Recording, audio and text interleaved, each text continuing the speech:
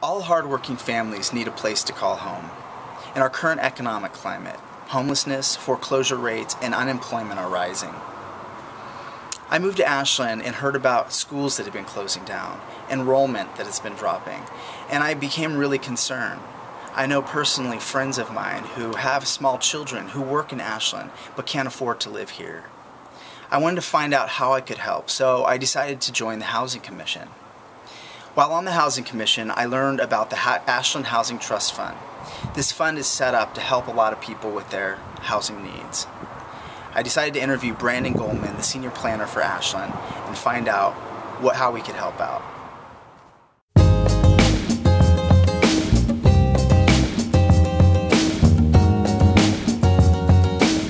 Well, my name is Brandon Goldman. I'm the senior planner for the city of Ashland and have worked on the housing program since about 2004.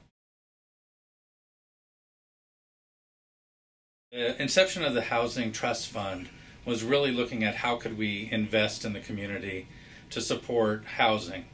The reason supporting housing is so important has to do with vital businesses in our community that were having trouble recruiting employees or retaining employees that were priced out of this market.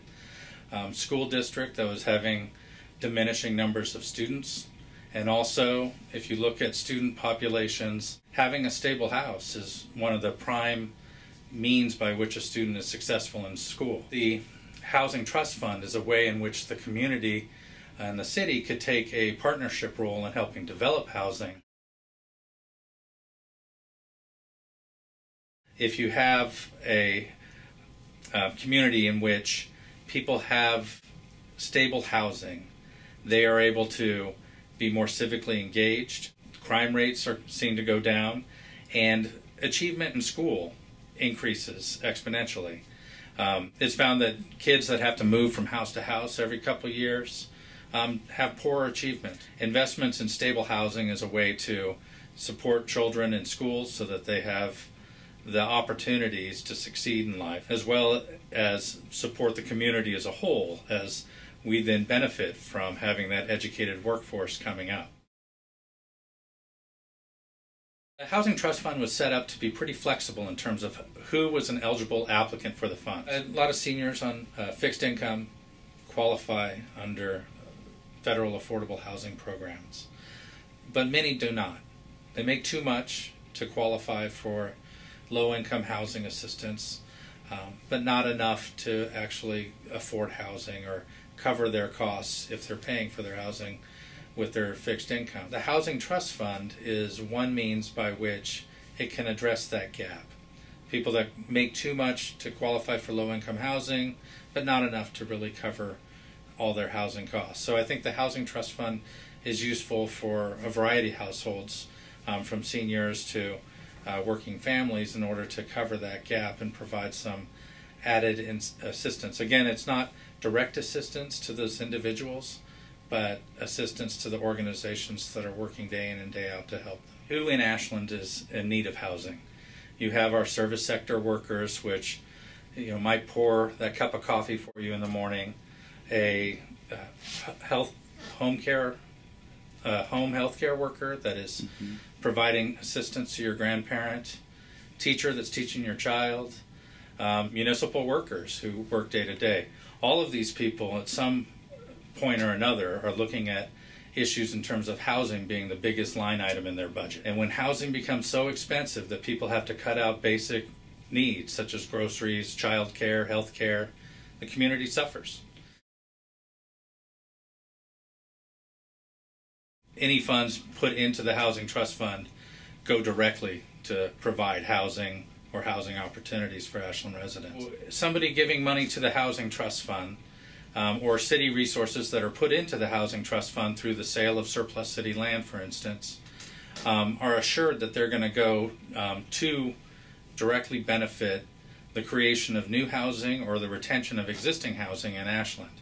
By working in partnership with existing organizations, the Housing Trust Fund was envisioned that we wouldn't be duplicating the efforts that are already underway. There's a lot of successful organizations that are providing new housing for ownership, new rental housing, as well as housing rehabilitation. The state of Oregon has a housing trust fund in which funds go in and support housing statewide. Doing it locally gives a little additional latitude in terms of the city being able to direct the resources to address changing market conditions locally. One of the best ways to use those funds most efficiently is to look at properties that are vulnerable to moving out of affordability.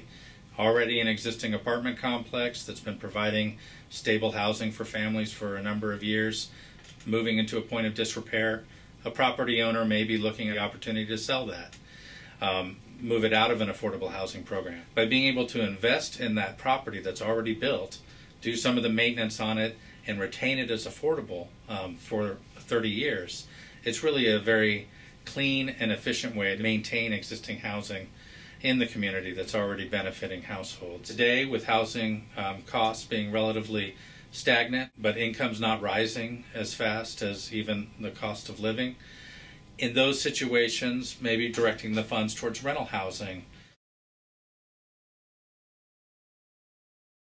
Ashland's a desirable community, as we all know. That's why most of us chose to live here.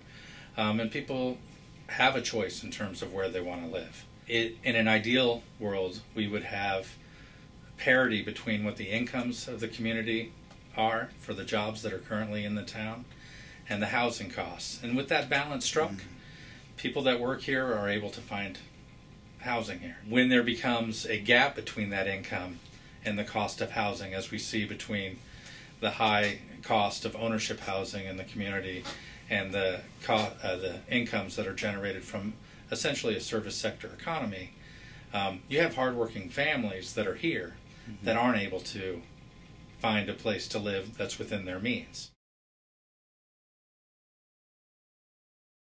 I think Ashland benefits from having a large student population with Southern Oregon University, and that student population fills a lot of jobs at the lower end of the economic spectrum.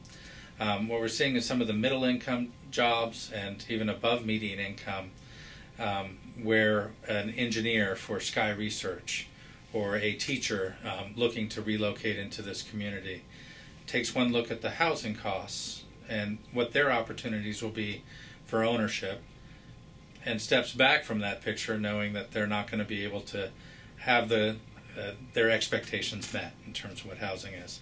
We talked to a number of employers in the community that said that they weren't able to recruit even management positions. And so the Housing Trust Fund was created to be flexible to the degree that it didn't just address low-income housing, but also provided opportunities to direct support to median or even people up to above median income. The higher the income level of the employee, the less likely they're to look at Ashland's housing costs favorably because they're looking at moving into ownership. It's not just a recruitment issue, it's also a retention issue. If you have somebody that's worked for your business for a number of years and has become invaluable to that business, as their skill level has increased and they're looking at their career advancement, they may begin looking outside of Ashland in order to identify a place where the income levels are more commensurate with what the housing costs are. You know, I actually don't think that a lot of what Ashland faces is unique. I think what's unique about Ashland is that we recognize that there's a problem with providing working families a place that they can call home. And how do we go about addressing that? Ashland has stepped up and tried to identify what some of those issues are, seen where as a city we can take a leadership role in helping address them. We're fortunate to have nonprofit and for-profit companies that are also seeing that direction and working to address it. So I think we're unique in that way. Work is being done on a daily basis to recognize that the community will be better in the long term if we don't postpone the inevitable and start addressing this issue head on. Well, we've been fortunate to see contributions to the Housing Trust Fund from the city through the sale of surplus property, but it's also structured in such a way that private donations can go into the Housing Trust Fund, and we have had individual donations.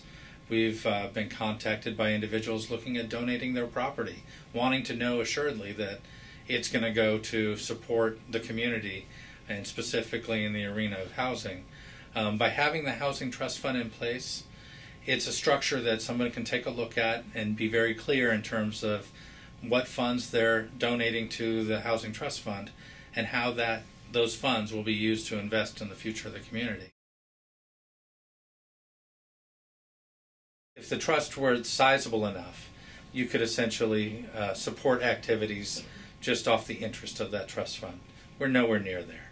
If the trust fund can grow over the years to the point where it has a stable funding stream that comes in, then you can predict how much can go out in any given year and still maintain a solvent trust fund. Ashland did experience in the early 2000s a number of grade schools that were closed in order to consolidate the student populations into the other existing grade schools. That is really the result of a demographic shift in Ashland. Families with children were looking at opportunities to buy elsewhere and moved out of town because housing costs had gotten so high. If more and more families begin to move out and children are no longer attending our school district, you could look at future school closures or larger classroom sizes as a result of that. It's vital for the schools and for the community as a whole that we're a vibrant place to live. Having families with children that live in Ashland, that send their kids to school, that can provide child care for one another, you get social equity in which is maybe not an income that you can verify in terms of financial dollars, but it is the fabric of our community. And so to the degree that we can ensure that that fabric is maintained and stronger as the years go by, the better for all of us.